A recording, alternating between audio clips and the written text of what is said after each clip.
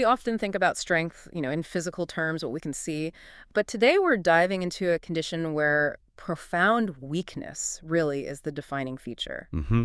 Chronic fatigue syndrome, or CFS, also known as myalgic encephalomyelitis, or ME. That's right.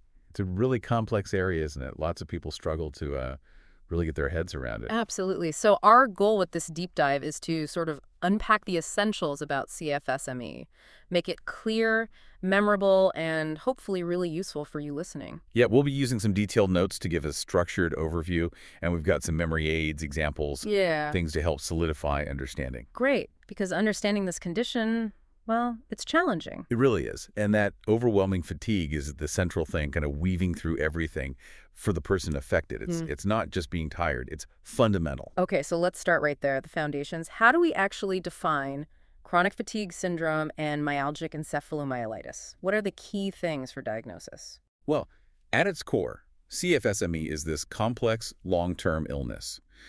The main symptom is severe fatigue. And crucially, it doesn't get better with rest. Not like just needing a good night's sleep then. Exactly. This is a deep, persistent fatigue. It significantly cuts down someone's ability to do their daily things, enjoy life.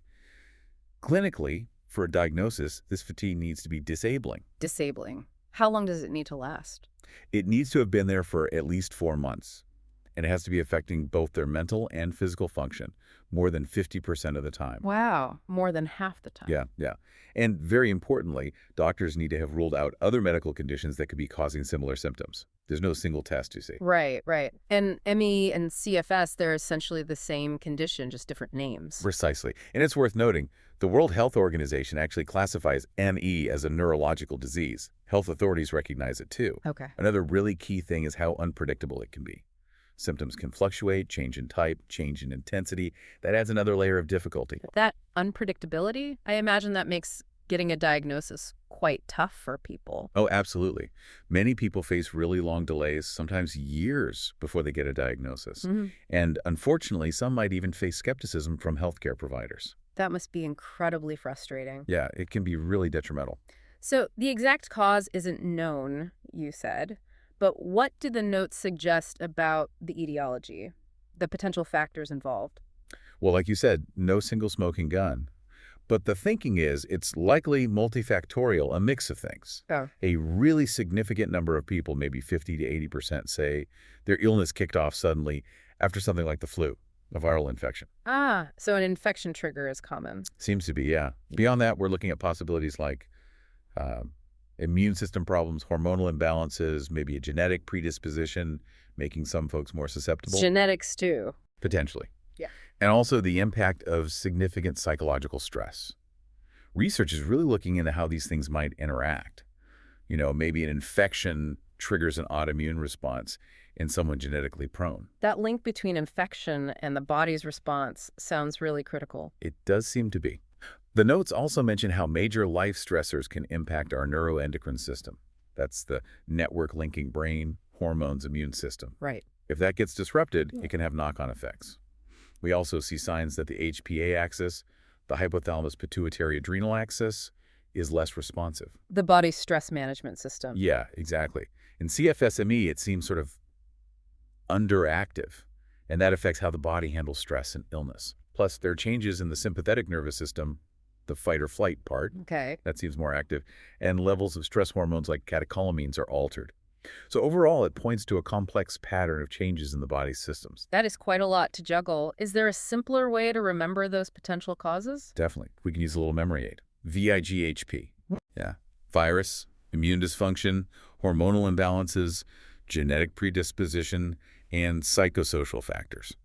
Think of them as potential pieces of the puzzle. VIGHP. Got it. That's helpful. Now, thinking about who gets it, are there clear risk factors? Who's more susceptible? Well, epidemiologically, it's definitely seen more often in women. The notes suggest about a 2-to-1 ratio, women to men. Twice as common in women. Having a family history of CFS or similar conditions also seems to increase the risk. That hints again at that possible genetic link. Hmm. Experiencing significant stress, either physical or emotional, has also been associated with it starting or getting worse. Stress as a potential trigger or exacerbator. Right. And finally, having other conditions already like fibromyalgia or autoimmune disorders might also mean a higher chance of developing CFSME. So let's take an example. Say a 35-year-old woman comes in. She's had persistent fatigue for 6 months after a viral illness. What's a key demographic risk factor there? Well, the fact that she's female would be one key demographic factor to keep in mind, alongside everything else, of course. Makes sense. Okay, let's dig a bit deeper into the pathophysiology. We touched on some bits with the causes, but how does it actually work inside the body? What's going wrong? Yeah, this is where it gets really complex, and honestly, we're still figuring out the exact mechanisms. But the current thinking points to issues in several key biological systems. Like what? The notes highlight irregularities in the immune system, that disruption of the HPA axis, the stress system we mentioned, and also changes in how neurotransmitters work in the brain. Neurotransmitters, the brain's chemical messengers. Exactly. And there's growing evidence, too, for increased inflammation and something called oxidative stress. That's like an imbalance between damaging molecules and the body's defenses. Inflammation and oxidative stress. Okay. It's thought that all these things together contribute to the symptoms, especially that profound fatigue and the difficulty recovering after exertion, that post-exertional malaise. Right, the PEM. So another memory aid, perhaps, for these core areas of dysfunction. We could use IHAN, immune system dysregulation, HPA axis abnormalities, and altered neurotransmitter function. Those seem to be the main systems affected. IHAM. Immune, HPA, neurotransmitters. Okay. Now, with such varied symptoms, diagnosis sounds like it heavily relies on excluding other possibilities first. What's involved in the differential diagnosis? Oh, absolutely critical.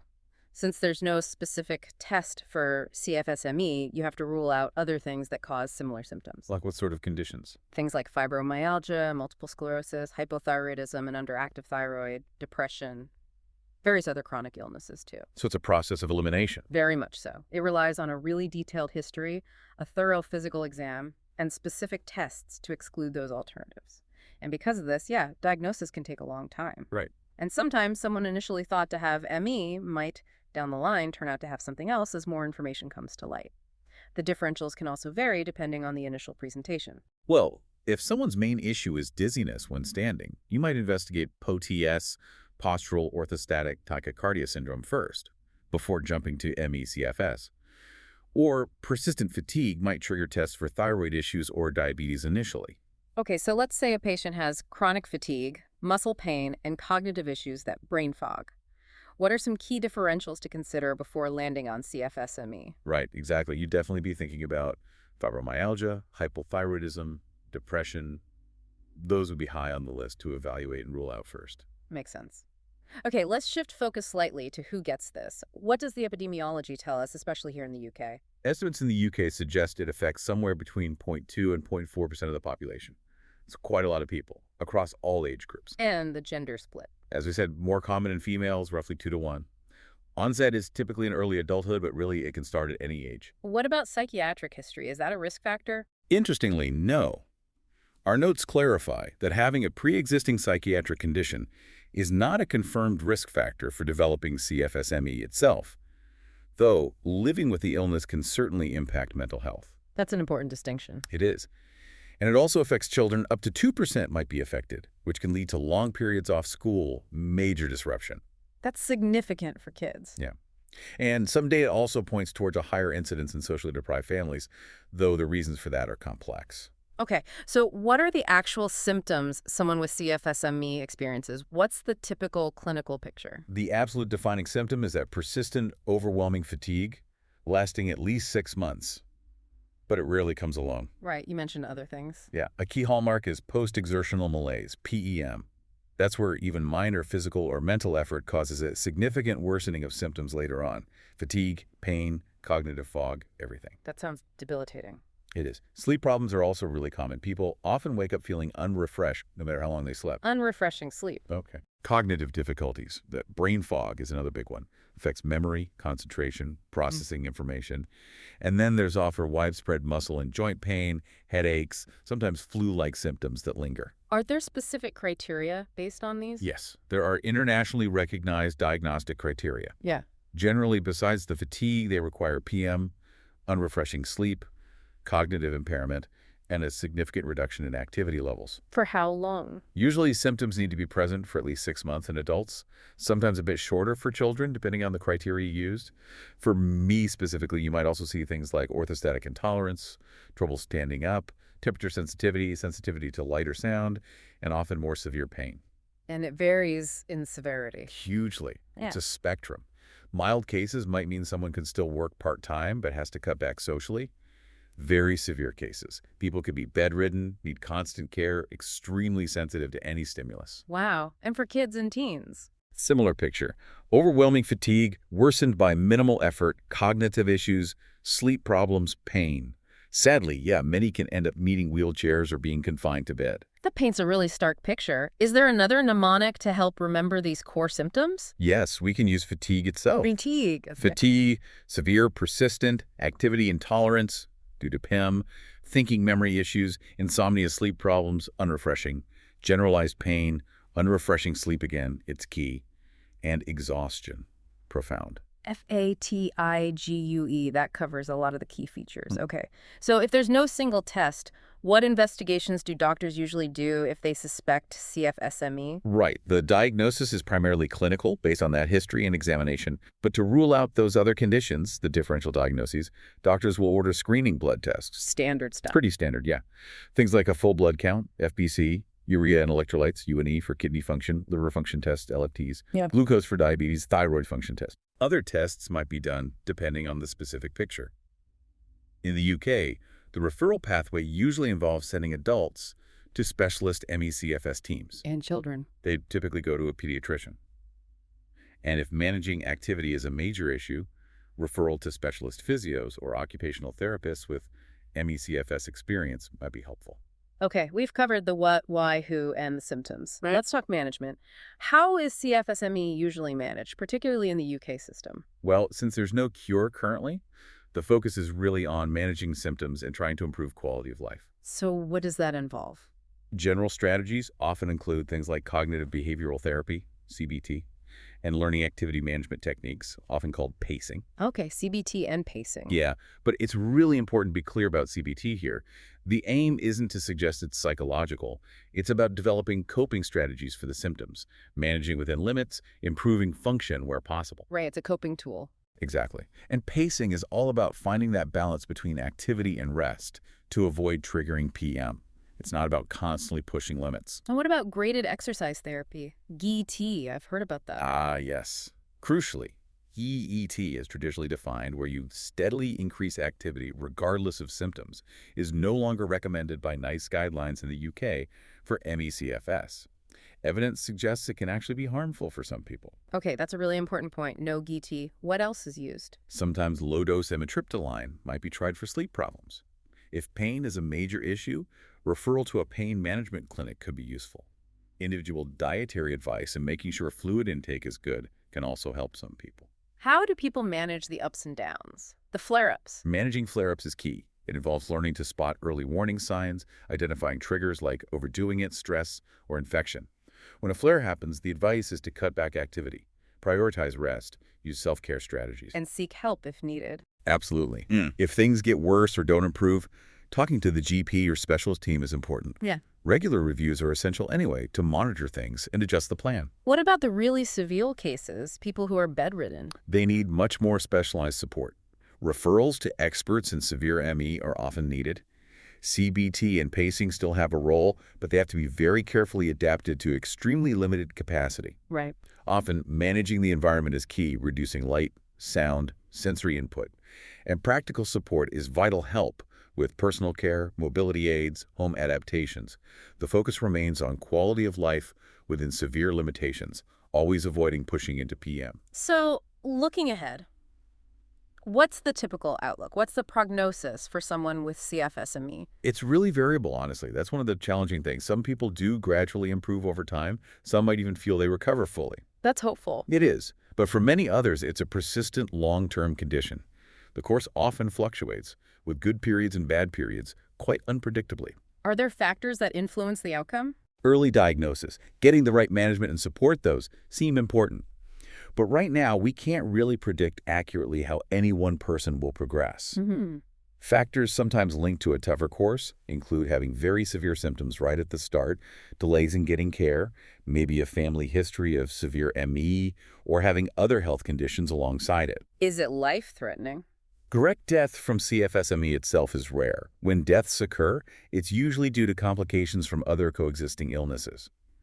On a slightly more positive note, children and younger people generally seem to have a better prognosis overall compared to adults. Okay. And finally, what about complications? What else can arise from living with CFSME? Well, the biggest complication is just the huge impact on daily life and quality of life. That itself is massive. And flowing from that, you often see mental health challenges. Social isolation is common because people just can't participate like they used to. Depression and anxiety rates are higher. Productivity at work or school obviously suffers. So psychological support is important too. Absolutely essential. Management needs to be holistic, addressing physical symptoms and mental well-being, because outcomes vary so much that comprehensive ongoing care is just vital to manage these potential complications and help people live the best life they can within the constraints of the illness. Wow, okay. This has been an incredibly thorough deep dive. Just to quickly recap for everyone listening, we've really unpacked the definition, the diagnostic hurdles, the potential triggers like viruses and immune issues, the risk factors like being female, the complex biology involving the immune system and HPA axis. The importance of ruling out other conditions like thyroid problems or fibromyalgia. Exactly. We looked at who gets it, the wide range of symptoms headlined by fatigue and PEM, but including pain and brain fog, the clinical diagnosis process, and the management strategies like pacing and symptom control, remembering GET is not recommended. Right. And then the variable prognosis and the significant impact on quality of life and potential mental health complications. It's clearly a multifaceted and challenging condition, Yeah. but having that solid grasp of the key features, the potential causes, the management approach, that's crucial. Definitely. And for those of you using this for MSRA revision, remember passthemsra.com and freemsra.com have more resources. Understanding complex conditions like CFSME is definitely a journey. We hope this discussion has given you a clearer, more memorable framework